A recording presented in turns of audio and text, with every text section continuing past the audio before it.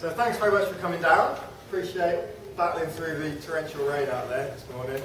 We've had a couple of friends that we brought to show you that was a bit of a challenge getting through the rain today. I think we'll show you in a minute. But really what we're here to talk to you about a little bit is just our experience in sort of diving headfirst into the world of physical computing, Arduino, and kind of hacking everyday real-world objects and trying to make them a little bit smarter. So that's kind of what we've been getting into. We're not experts in this area at all, but what we come here to talk to you about is, if you're trying to get into it, what the kind of experiences and challenges that you might sort of come across as you go into it. And some of our highs and lows really over the last few weeks while we've been running a few experiments.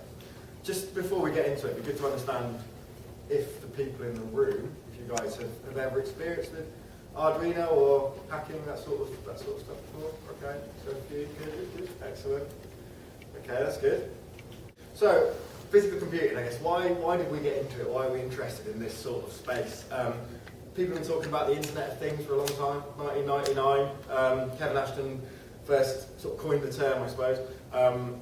You might know his background, but he was working for Procter & Gamble at the time, and he was kind of interested in how could we use, say, RFID to sort of smooth out the supply chain for Procter & Gamble. From there, went on through MIT and started developing some standards. But I think while people have spoken about it a lot, not really, it doesn't feel like it's something that's arrived. It's like one of those great big concepts and ideas that people want, and it feels like it's such a sort of emotive idea. It's like, how come things can't be a bit smarter and a bit more connected? But it just feels like it hasn't really sort of arrived. So I think that's kind of where we sort of set up for. And I don't know, I suppose for me it's kind of like, why the sort of devices in my world? Why is it down to me to sort of be the thing that tells them what they should be doing and how they should feel and what they should be doing to help me and sort of support me in my life, I suppose. So why can't we have a bit more inspiration from our fridge to help us tell us what we maybe should be eating for today, or a bit of empathy from the alarm clock about when it's time to get up, or even a bit smart, when the bus is late or the trains are late, why can't it sort of help me out with that, or inspiration from the TV about what to do. So there's some simple things I think that I'd like to see in my life that just aren't here. And for me, it's not about just utility and efficiency. It's about sort of bringing a bit of character to these devices, I suppose. So some things, I suppose, are starting to move in this world, and I think physical, obviously the sort of Arduino boards and those kind of technologies are the sort of, it's the path to it, and I think it's been adopted so far, I've seen more by kind of people in the art world, maybe. So there's a little slide here for a little video from a piece that's in the Science Museum. So we've been carrying this little chap around for a few days. Bring him out. His name's Fred the Shred.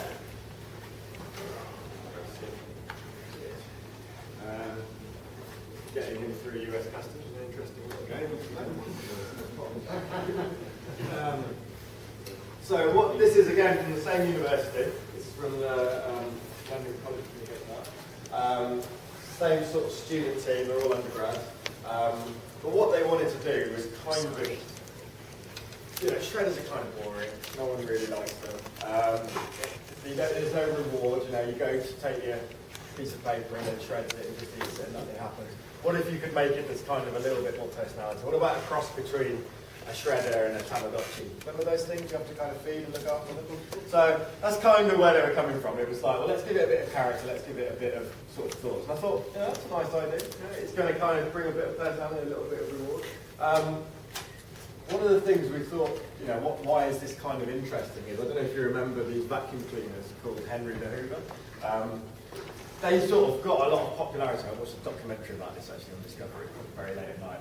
But it was all about why did they suddenly get popular? And it was kind of, the insight was that janitors are often on their own, they're often in buildings, they're walking around very lonely, very dark place. Simply by putting a nice smiley face on the front of the vacuum cleaner, it gave it kind of like, it stopped these people being lonely, it felt like they had someone. So wanted to grab a little image of one of those to show you, whacked Henry the Hoover into Google, and I got this.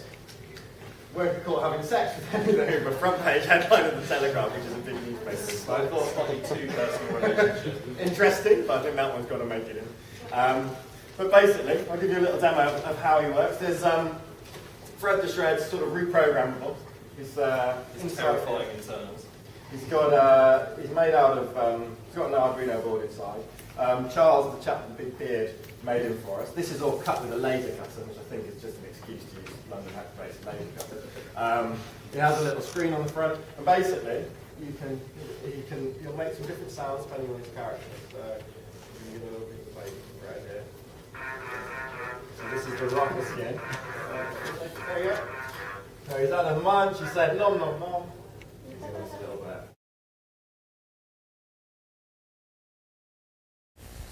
So hi, good afternoon. I'm Dave Caygill. I'm the Creative Technology Director at Iris. Iris are an integrated marketing agency. We do sort of full service everything from outdoor through sort of digital, and in the last year we've seen an enormous uptake really and demand for mobile, so it's a big area for us of investment and attention. So excited to be here today, and there's quite a lot of interesting, it's a hotly debated topic I think we've got here, so there should be some good chat.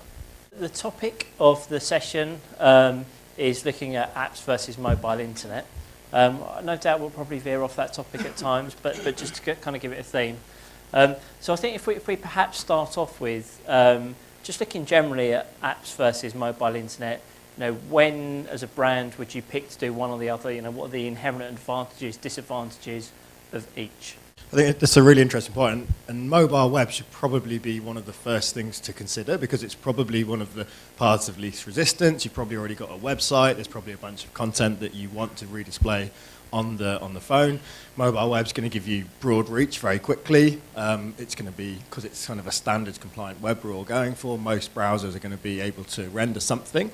But then I guess it comes down to quality of experience and what you're really trying to achieve. So while there's been a lot of talk of HTML5 and it's kind of the future of smartphone browsers are getting really powerful, and yeah, you can access some things like GPS, but the reality is that support is a little bit fragmented, so some phones are better than others, which often means you'll end up in a lowest common denominator situation where some of the really slick features aren't going to be appearing, and then there'll be a cost sort of debate around some of that stuff. So I think the answer is, yeah, if you've got a website and some of that, and a lot of your interactions are going to be an online thing, so is that posting or communicating, or is it searching an online catalog or something like that, mobile web feels quite good. If it's a immersive kind of brand experience you want, if it's something that's more sort of game related, most games are sort of native apps. If it's something that might have to be used offline, so people are going to do a lot of stuff, they might want to grab some content in the office, play with it on the tube, or add some data and then sync it when they get home. They're the kind of times that you might need to look at an app. And I think just one more piece on the sort of web technologies. There's a kind of third way between these two debates, and that's the sort of hybrid application, or it has kind of different names, but essentially it's the process of using web technologies to produce native apps. So you can leverage some of maybe the skills that you've already got if you've got an in-house team, or you can bring something to market quite quickly using the same sort of technologies you build your website with, but it'll still be available in the App Store. It can still access phones' native features, and it'll get you a long way to where a native app would get you, but it's cheaper to produce. You produce it once and it runs on every platform across Android, across iOS, across BlackBerry, and it starts to become a middle ground, but it doesn't sort of work for everything.